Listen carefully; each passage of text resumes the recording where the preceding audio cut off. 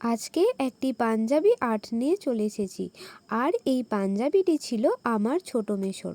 পাঞ্জাবিটি পুরোই ফাঁকা ছিল, তাই মনে মনে ভেবেছিলাম এটার ওপর কিছু কাজ করব। সেটা মাসিকে বলি, কিন্তু মাসি একদমই না করে, কারণ এই পাঞ্জাবির কোয়ালিটি খুবই খারাপ ছিল। আর আমার মাসির ইচ্ছে ছিল যে একটা ভালো পাঞ্জাবি আমায় কিনে দেবে, আর সেটার ওপর আমি ফেব্রিকের কাজ করে দেবো। কিন্তু এই সব ঘটনা আমার মেসো শুনতে পায়, আর মেসো সেসব ঘটনা শুনে একটু রাগ করে যে আমি যখন করতে চেয়েছিলাম তখন কেন আমায় করতে দেওয়া হয়নি। পরে না হয় আরও একটা ভালো পাঞ্জাবিতে সে করে দিত। এবারে শেষ পর্যন্ত মেসোর রাগ ভাঙানোর জন্য এই পাঞ্জাবির ওপর কাজ করতেই হলো। কিন্তু মাসি ঠিকই বলেছিল যে এই পাঞ্জাবিটি একদমই ভালো না।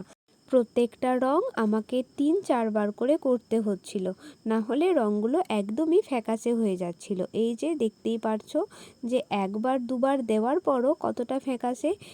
তাই সূক্ষ্ম সূক্ষ্ম কলকার কাজও করতে খুবই অসুবিধা হচ্ছিল। তাই ছোট্টখাটো এই কলকার কাজটা করেছি। তোমরা জানিও এই কলকার কাজটি কেমন হয়েছে। আজকে আসলাম।